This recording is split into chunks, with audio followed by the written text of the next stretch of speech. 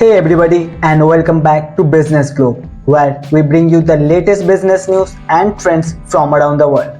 So let's dive right in. Royal Enfield is gearing up to launch its first ever electric bike in India.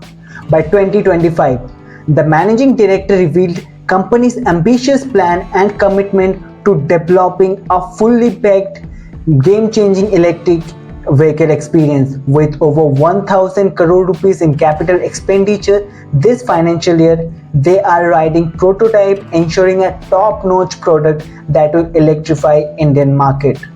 जैसे कि आपको पता है, India में ओला का सबसे बड़ा फैक्ट्री, वर्ल्ड में सबसे बड़ा फैक्ट्री गीगा फैक्ट्री है, जो कि इलेक्ट्रिक व्हीकल के ऊपर फोकस्ड है।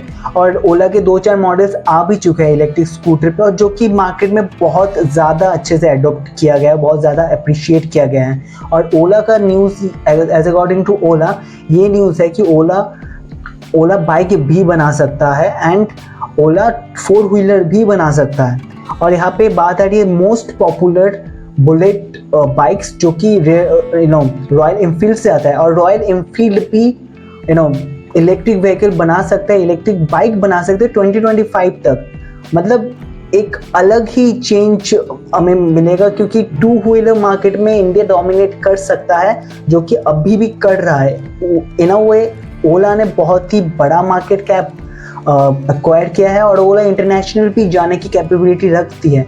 और royal Enfield on the other hand जानी चाहती हेवी बाइक्स के लिए, बुलेट्स के लिए। अगर वो कैपेसिटी ला पाती है रॉयल एनफील्ड, तो बहुत ही बड़ा market nationally and internationally royal Enfield capture कर पाएगा। और बहुत ही इंटरेस्टिंग रहेगा फ्यूचर में देखना कहाँ कैसे इंडियन ईवी रेवोल्यूशन किस ओर तक जाता है और कहाँ तक इसका फुटफॉल पहुँचता है, बिकॉज बहुत ही अच्छी न्यूज़ है इंडिया के लिए। In the midst of the sale jumps, Apple International surprises everyone with a strong 8% revenue growth in China. But not all. The tech giant also set a new record for iPhone sales in India, achieving a double-digit growth despite industry-wide challenges. Apple's innovation and dedication continues to shine. Apple India बहुत ही ज़्यादा focused है, because Apple ने खुद का online store तो खोला ही है India में, और ऑफलाइन 2 बड़े स्टोर्स खोला है, और बहुत ही ज़्यादा अच्छे से एडोप्शन हो रहा है एप्पल प्रोडक्ट का। जो प्रीमियम सेगमेंट है, प्रीमियम सेगमेंट में बहुत ही ज़्यादा अच्छा एडोप्शन हुआ है। और टिम कुक का भी एक इंटरव्यू आया था, टिम कुक का भी स्टेटमेंट आया है, जिसमें कि उन्होंने कहा है कि इंडिया पे उनका फोकस रहेगा। और इंडिया, जैसे कि आपको पता है, second most highest growing mobile market है, सेलफोन मार्केट है। तो इसमें एप्पल का जो इनोवेशन है और जो एप्पल का जो मार्केटिंग टेक्नोलॉजी टैक्टिक्स है, वो भी एप्पल को रिजल्ट दे रहा है। फॉक्सकॉन के साथ एप्पल का डील और मैन्युफैक्चरिंग यहाँ पे इंडिया पे डालना, which is very futuristic move by Apple, और ये रिजल्ट दिखा रहा है। ऑफलाइन स्टोर खोलना, ये सारे जो एफर्ट्स है एप्पल के द्वारा, उसके रिजल्ट आप देख सकते हो, डबल डिजिट ग्रोथ है।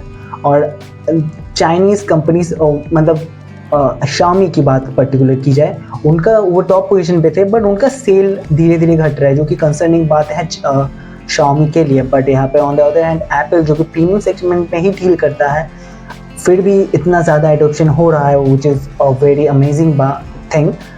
लेकिन ये बहुत सरप्राइजिंग थिंग भी है, क्योंकि इंडिया को प्राइस सेंसिटिव मार्केट कहा जाता है, लेकिन जो कस्टमर बिहेवियर है उसके अकॉर्डिंग ये चेंज होता दिख रहा है। पहले मोबाइल सेगमेंट जो था एक प्राइस सेगमेंट था, जो कि 10 to 15,000 पे था। कुछ दिन बाद ये 20 to 25,000 है। Most of the people 20 to 25,000 में खरीदना चाहते हैं, लेकिन अभी करेंटली 40,000 तक ब्रैकेट चला चुका है। 30 to 40,000 में most of the people prefer करते हैं फ़ोन लेना।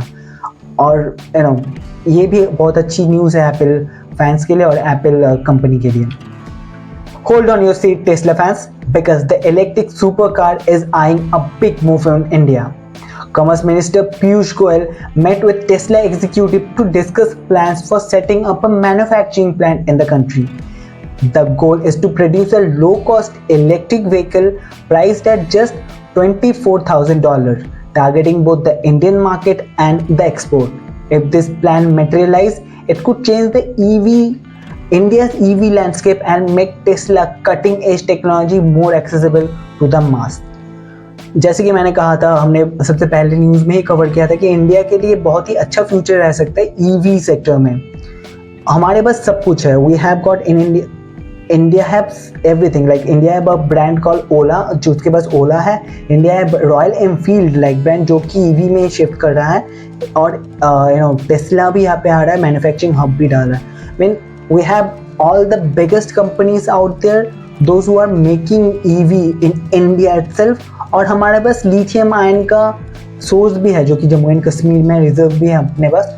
तो वो हर तरह से देखा जाए तो कि इकोसिस्टम ही है इंडिया के पास ईवी को डेवलप करने के लिए।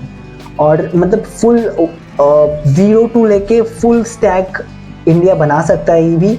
सेमीकंडक्टर की जहाँ तक बात है, जो कि लगती है कार्स में, ईवी मैन्युफैक्चरिंग में बहुत सारी कंपोनेंट और सेमीकंडक्टर कंपोनेंट लगती है, और उसकी भी इन्वॉल्वमेंट आ रही है। बहुत सारे कंपनीज के साथ डील चल रहा है, टॉक्स चल रहा है कि सेमीकंडक्टर फैक्ट्री भी इंडिया में लग सकता है। मतलब we have everything that is required to make the world class EV. तो ईवी में इंडिया रूल करने वाला है for sure. In a bold move to boost the local manufacturing, India has put the restriction on the import of laptop and tablet and personal computer. This decision comes as the electronic imports continue to rise, making a significant chunk of country's merchandise import. जो import of phones है, वो हमने देखा था कि import of phone बहुत ज़्यादा बढ़ रहा था।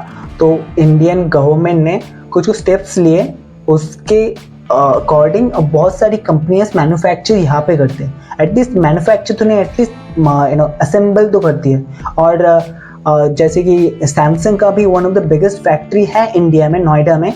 और यही स्ट्रैटेजी इंडियन गवर्नमेंट अपना रही है कंप्यूटर पीसीस को इंडिया में मैन्युफैक्चर करने के लिए। बिकॉज अब तक computer and personal computer, tablets, laptop वो बाहर से इम्पोर्ट होकर आती थी, और बहुत ज़्यादा मात्रा में आती थी। बिकॉज इंडिया को आईटी हब कहा जाता है, वर्ल्ड को आईटी प्रोवाइड करता है इंडिया, तो बहुत ही ज़्यादा कंजम्पशन है। और इस इंडिया जो अलग कंपनीज है, उस कंपनीज को फोर्स करेगा इंडिया में प्रोड्यूस करने के लिए, और इंडिया में चीज़ें, लैपटॉप्स एंड कंप्यूटर्स बनाने के लिए।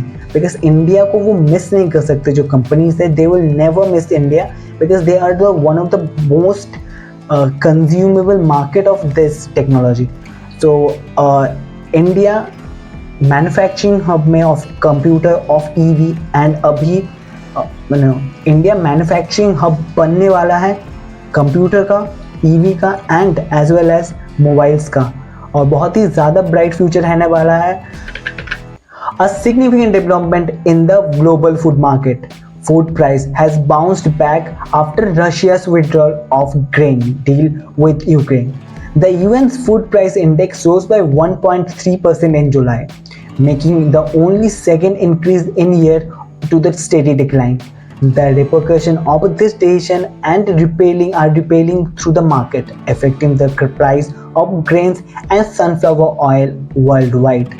जैसे कि आपको पता है कि यूक्रेन के साथ रशिया का वार चल ही रहा है, और एक डील था जो कि ब्लैक सी पे ब्लैक सी में जो ट्रांसपोर्टेशन होता है, वहाँ पे वही एक ईजीएस्ट और कन्वीनियंट रूट बनता है जिससे कि ट्रांसपोर्ट ऑफ ग्रेन्स होता है। और वो डील था जिसमें कि दोनों कंट्रीज आपस में कोलैब करके, आपस में अंडरस्टैंडिंग की वजह से उस ट्रांसपोर्टेशन को, उस ब्लैक सी के ट्रांसपोर्टेशन वे को रेगुलेट करते थे। लेकिन अभी वो डील ओवर हो चुका है, और इसका इम्पैक्ट वर्ल्ड वाइड पड़ सकता है। ग्रेन्स के प्राइस में इंक्रीज आने की बहुत ज़्यादा चांसेस है, सनफ्लावर ऑयल के प्राइस में इंक्रीज आने की बहुत ज़्यादा चांसेस है, और सबसे ज़्यादा जो नुकसान होगा वो यूरोप का होने वाला है। और हमने देखा भी था जो वार हुआ था उसमें सबसे ज़्यादा नुकसान यूरोप को ही झेलना पड़ रहा है। So that's a wrap for today's video. Hope you like this video. If you do, please click the like button and don't forget to subscribe to our channel to never miss any update from our channel. So that's Mohammad Tariq Rizwan on your screen. Thank you so much.